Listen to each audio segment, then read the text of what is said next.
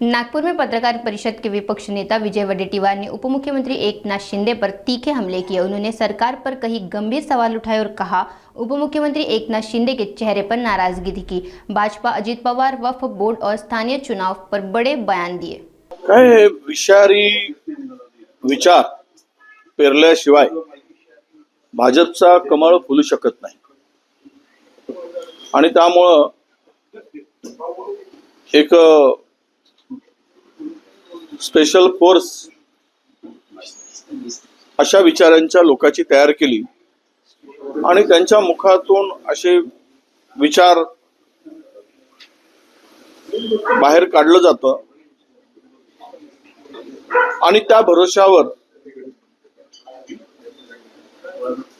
हिंदू विरुद्ध मुसलमान तयार करून मतासाठी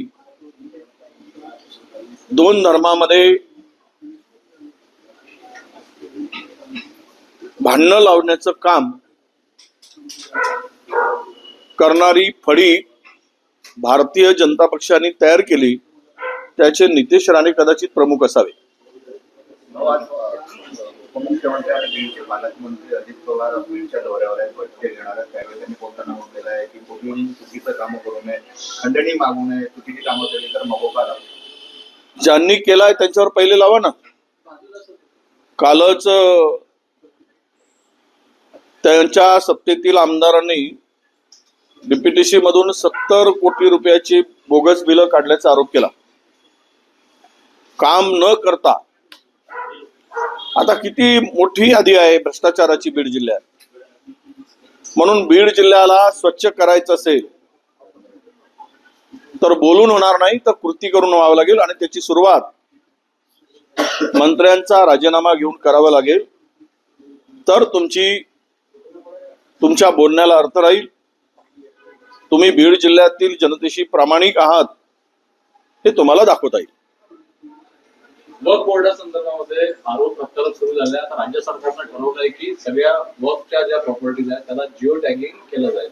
वक्फचे संपूर्ण ज्या तुमच्यावर आरोप होत गेले तुमच्या सरकारमध्ये अशा पद्धतीनं वक्फ बोर्डामध्ये लांगून चालन जे आहे ते केलं गेलं। 15 वर्ष झाले तुम्ही काय करताय? वक्फ बोर्डाच्या जमिनी वक्फ बोर्डाकडे आहेत। शासकीय माणूस त्याच्यावर नियंत्रण ठेवतोय। सरकारचा प्रतिनिधी त्याचा सीओ असतो, चीफ ऑफिसर असतो, चीफ एक्झिक्युटिव्ह ऑफिसर सीओ असतो। त्यावेळेस तुम्हाला 15 वर्षापासून ही बुद्धी सुचली नाही का? आणि केवळ आता तुम्ही आमच्यावर आरोप करण्यापेक्षा त्यामध्ये काही गोंधळ झाला असेल तर ते पाहिलं पाहिजे। खरं तर तो आरोप म्हणून उद्या त्याला मोठी प्रसिद्धी मिळेल, पण अंबानीच्या जागेच्या संदर्भात वक्फ बोर्डाच्या तत्कालीन अध्यक्षावर काही लोकांनी, सत्ताधारी पक्षाच्या लोकांनी ते एनओसी देण्यासाठी जो अँटेलिया नावाचा अंबानींचा बंगला आहे फोन केले गेले। तिथे चालतं। मला वाटतं की वक्फ बोर्डाच्या संदर्भात या जमिनीच्या संदर्भात काही आउटन झालेलं आहे, वाटप झालेलं आहे, याची सर्वकष चौकशी सरकारनं करावी सर। आणि त्यांच्यावर नियंत्रण ठेवण्याचं काम कोण रोखताय त्यांना, पण आरोप करण्याची गरज मला वाटतं नाही असं माझं मत। सरपंच परिषदेला तुम्ही आज चालले असं म्हणायचं की काँग्रेस स्थानिक स्वराज्य संस्थांच्या निवडणुकीच्या तयारीला लागलेला आहे। असं आहे की लोकांच्या मनामध्ये आता अजूनही सत्ताधाऱ्यांच्या संदर्भात राग आणि चिड दिसते। तुम्ही पाहिलात कुठेही मंत्र्यांचा जल्लोषात स्वागत झालेला दिसला नाही कुठे। आणि काही ठिकाणी प्रयत्न केला तर 200-400 माणसं दिसले, तेही आणलेली, वहन केलेली। याचा अर्थ असा आहे की हे सरकार जे मुळात आलं ते लोकांच्या मनातील सरकार आहे असं दिसत नाही। त्यामुळे लोक सुद्धा आता जनता मतदार वाट बघते आहे की स्थानिक स्वराज्य संस्थांमध्ये सत्ताधाऱ्यांची जिरवू म्हणूनच आता ही कोर्टात तारीख पे तारीख चालली आहे. त्यांच्याकडे सत्ता आहे, सत्तेच्या भरोशावर वाटेल ते आम्ही करू असा जो काही त्यांची भूमिका आहे. मग कोर्टातून त्यांनी सांगितलं की महिन्याभरात आम्ही निकाल लावून घेऊ आमची सरकार आल्यानंतर. मागचे 2.5 महिने गेलेत, आताचे 4 महिने गेलेत. का निकाल लागत नाही? का तारीखवर तारीख चालली आहे? का ओबीसीच्या आरक्षणाचा स्थानिक स्वराज्य संस्थातील प्रश्न सुटत नाही?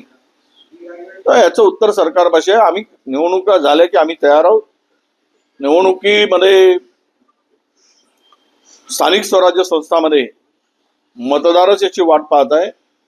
पण माझं एकच मत आहे या संदर्भात की ज्या आमच्या हक्काच्या सर्व 50,000 जवळपास जागा आहेत ओबीसीच्या, सरपंच पासून तर सेवा सहकारी पासून ग्रामपंचायत, महानगरपालिका या ज्या काही संस्था आहेत त्यामध्ये त्यांचा अधिकार मिळाल्याशिवाय निवडणूक घेता कामा नये, निवडणूक होऊ नये अशी आमची ठाम भूमिका आहे. मला वाटतं की आता लग्नाला एकमेकांनी चाकू पिस्तूल घेऊन गेलं पाहिजे आणि दिसला की दोघे आजूबाजूला बसले की पिस्तूल घेऊन बसले पाहिजेत, बोलताच कामा नये असं काही भूमिका असेल तर मग तेही सूचना आम्हाला करावी लागेल की आम्हालाही आमच्यापासून सुरुवात करावी. उद्या जर एखाद्या लग्नात जर आम्ही गेलो आणि विरोधी किंवा पक्षाचा जर नेता आला तर त्याच्याशी बोलू नये आणि त्याच्याकडे चाकू धरूनच बघायचं असं काय असतं का? याचा अर्थ वेगळा वेगळा करण्याची गरज आहे. यावेळेस चांगल्या कार्यक्रमामध्ये लग्न सोहळे असतात किंवा मोठे कुठले उत्सव असतात, त्यामध्ये एकत्र आल्यानंतर एकमेकाशी संवाद होतो. ही काय वैचारिक लढाई आहे, वैयक्तिक लढाई त्याला मानू नये असं माझं मत आहे.